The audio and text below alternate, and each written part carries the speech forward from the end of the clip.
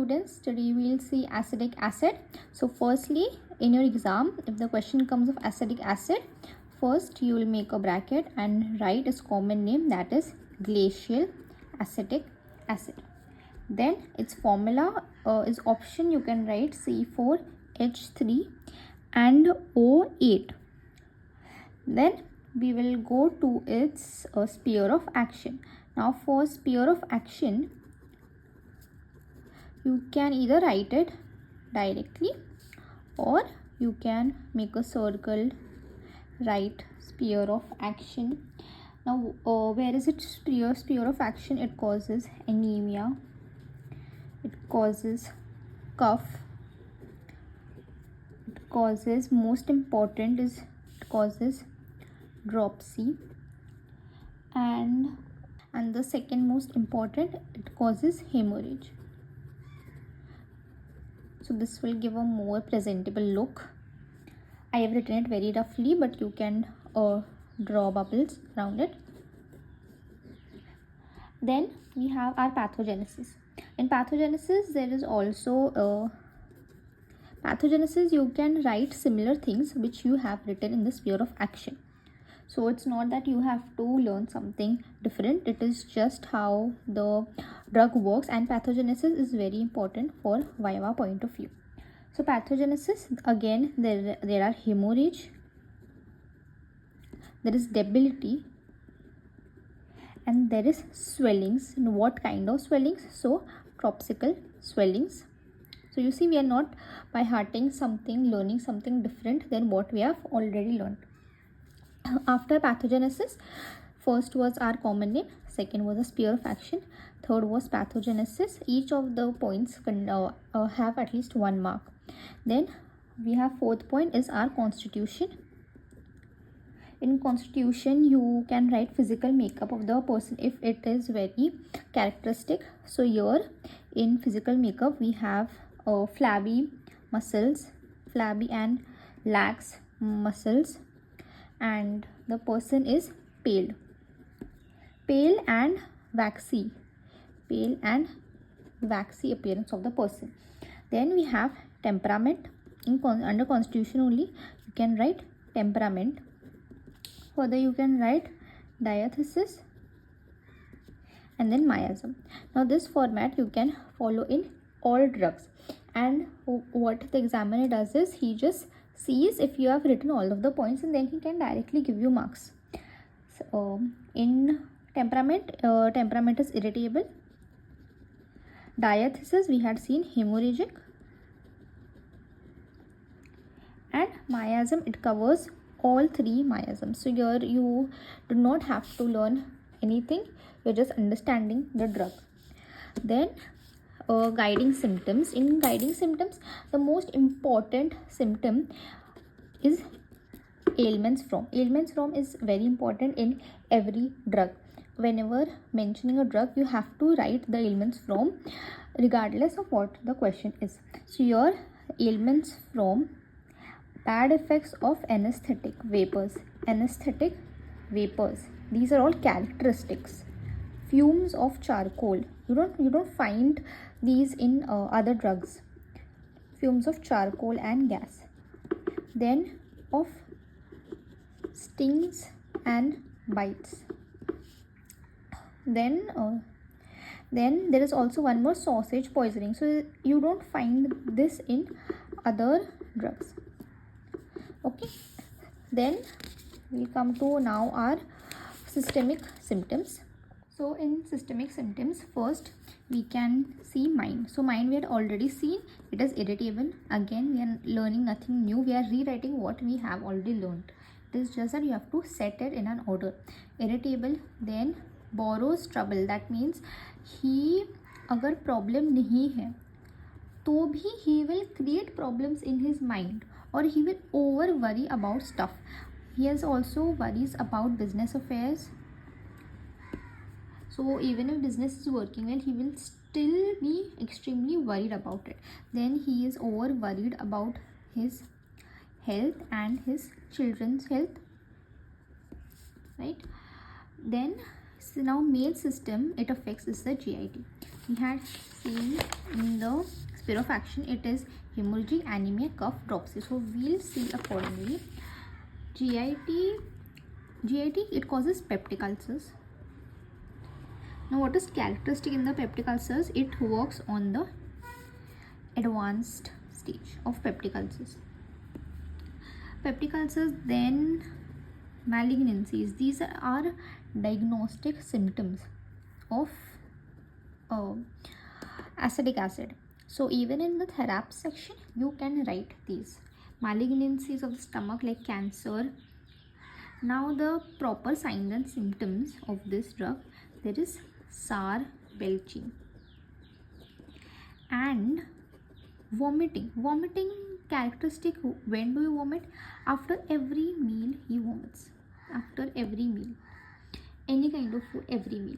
Now this vomiting is followed by water brush and salivation, profuse salivation with fermentation in the stomach. So you can see there's an order. Vomiting is there. During vomiting you get excessive salivation. There is water brush along with fermentation in the stomach. So like this you can learn it in that order. Vomiting के साथ salivation बढ़ते हैं and water brush के साथ fermentation in stomach होता है, which is why it also causes सार belching. Then one more symptom is that it causes violent burning pain. So it has pain, type of pain, violent burning pain. And now this symptom is followed by coldness of skin and cold sweat. After violent burning, he has coldness of skin and cold sweat characteristic. Then अभी cold skin है but cold drinks disagree. I'm sorry, I'm making a lot of spelling mistakes. Cold drink disagrees. But now in GID we can also see the type of thirst. So he has thirst is increased, a lot of thirst and again the characteristic of thirst is burning thirst. So he has violent burning pain in stomach. Later the skin becomes cold and cold sweat comes. Then his thirst increases, there is burning thirst.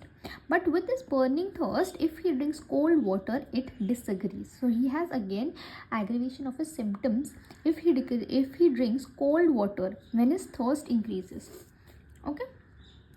Then with increased burning thirst, he may also get copious pale urine. So इतना पानी पीने के बाद he has copious and pale urine. And along with this pale urine, again he gets dry hot skin. So you see the sequence. This sour belching, vomiting after every meals, water brush, increased salivation, fermentation in stomach and violent burning. Fermentation in stomach you can remember with sour belching. You can remember increased salivation with vomiting. You can remember violent burning pain in the gastric region in the stomach, followed by coldness, increased burning thirst, but disagrees with cold water. After increased thirst, there is obviously copious pale urine. पानी पीने के बाद your urination, your micturition frequency increases. But then this burning thirst increases with dry hot skin.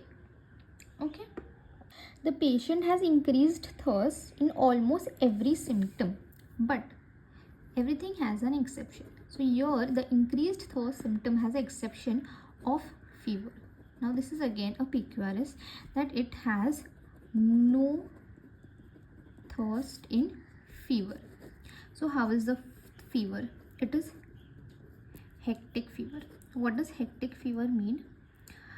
First, when we check, it is when we check the fever, it increases by 1.4 degrees every time we check in the morning, right? When we check in the afternoon, so जो morning में temperature था, it is increased by 1.4 degrees. Then again at night it increases. So this addition, this increase, this proper calculated increase in temperature is seen in hectic fever. Now with this also we have a characteristic that there is red spot on left cheek and night sweats. So it has sweating stage also, but there is no thirst stage. Then again in during fever we see the GIT complaints increased, especially the salivation part. And again one more PQRS in fever section. Fever section में कितने PQRS है? There is no thirst, it is hectic fever, there is red spot on left cheek. Last PQRS under under fever is amelioration. Now we have seen aggravation. Aggravation, you can see that cold drinks disagree. This is one aggravation we have seen. Now one amelioration we will see is that the patient feels better by lying on the belly. Very weird, but remember it. Okay, so why does the patient feel better by lying on the belly? Everything has a reason. There are 3 reasons why he likes to lie on the bed. If he lies on the back like a normal general person, then he has a sensation of sinking. Then he suffers from dyspnea. Then he suffers from dyspnea. These 2 are the reasons why, I'm sorry I said 3 reasons. These 2 are the reasons why he sleeps on the back. So like that you can remember. Then we have our urinary symptoms. Now urinary symptoms is related to the dropsy. Urination we have previously seen, it had copious and pale urination. Now this in the copious and pale urination you might have seen in one clinical condition, that is diabetes mellitus. Diabetes mellitus has increased urination, and the thirst is also increased, and debility. So it is good remedy for diabetes mellitus. Then dropsy. Dropsy is the main factor in acetic acid. In exam they'll mostly ask the dropsy of acetic acid. So it is associated, dropsy associated with diabetes mellitus 1. Then dropsy associated with GIT troubles. Then along with dropsy you have anemia. You have anemia. In anemia what do we see? We see pallor. And we had seen in the constitution of the patient that the patient was waxy. So here we see waxy pallor. Waxy pallor. Then we had seen that there is thirst always present. So that is there. Then all of the GIT complaints which we had seen, all of them. There is diarrhea. Now the characteristic of diarrhea, it is frequent, it is watery, and due to its increased frequency it is mostly seen in emaciated children. So the children become thin and lean, as we had seen in the physical makeup.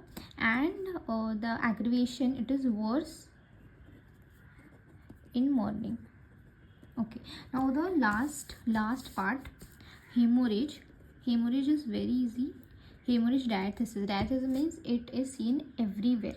So hemorrhage from all outlets of the body. All outlets matlab what are outlets? Nose, throat, bowels, stomach and uterus. So all outlets suffer from hemorrhage. Last thing, Nash. Nash had said that there is great emaciation, like we had seen in diarrhea. Great emaciation of what? Of 3 things. Like we draw in Nash's trios, you can remember like that. great emaciation of face, of hands, and of thighs. So this concludes to our acetic acid. I hope you understand everything. If you have any doubt, comment down below. Thanks for watching.